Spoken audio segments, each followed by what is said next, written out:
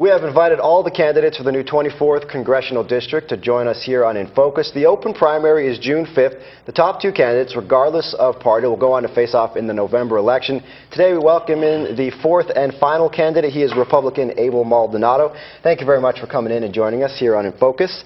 First of all, if you are elected to Washington, D.C., what is your #1 issue, your top priority to take? First of all, Scott, thank you for having me here on In Focus. This is, I think, my second time. But my first priority will be the economy. We need to grow our economy, an economy that creates jobs, an economy that's vibrant, and it needs to start by fixing Washington. Washington's completely broken. The economic uncertainty that Washington gives America is causing less jobs, more regulations, more spending, and it just goes on and on and on. So economy is going to be #1, obviously attached to jobs. Okay, and I'm assuming when you talk about economy, that ties into the issue of taxes, which has become an issue that Republicans, Democrats really don't see eye to eye on too much. What is your idea for fixing, or would you change the tax code? There's the plan that would increase it on top earners, and then there's another plan that would kind of lower it across the board. What's your plan? The tax code's completely broken. It's too big, it's too confusing, and it costs Americans a lot of jobs. We need to make it more simpler, we need to make it fair, and we need to have a tax code that creates jobs. The problem that Washington has is that they're too hyper-partisan. They're more worried about political infighting than coming together and fixing America. I think that's what I bring to the table, Scott. Somebody that is not afraid to sit down, Republicans and Democrats, put everything on the table and get the job done. And the tax code is something very, very important. It would be a pathway to creating more jobs by reforming the tax code.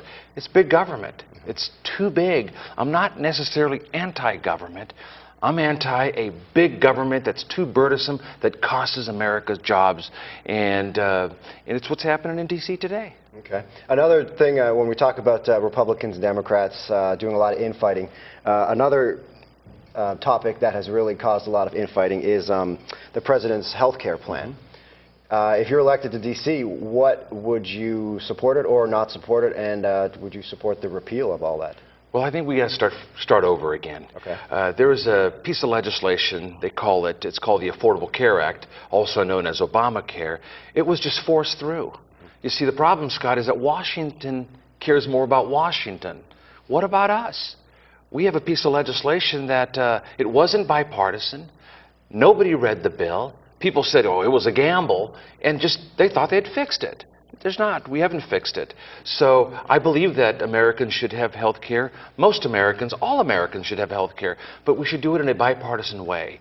Look at more competition, putting the ability for people to buy insurance across state lines, more access to health care. There's a lot we can do, but we ought to do it together. Washington just passed it through in the middle of the night and said, you know what, we know better than you. Just live with it. You can read the bill later. That's what's wrong with Washington. It is broken. And we need a new direction. We need people with fresh ideas that can bring people together. With that health care plan, would you support repealing it and then starting over? Is that where I think we should start over. I think that we should start maybe with young individuals and allow them to get on health care at the beginning and start. Government was designed to move slow, and Washington wanted to do it overnight. They rammed it through and said, you know what, you guys go deal with it. And they even put in an IPAB board. They put in 15 people unelected, Scott. So when a constituent of ours complains about health care, the Congress people can say, you know what, it's not my fault. Go talk to the iPad board. Once again, passing the buck.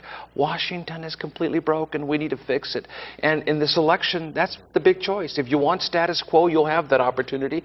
And if you want some fresh ideas, I hope they give me an opportunity. All right, we'll get a lot more questions. We're going to take a quick break. Stay with us. We'll be right back.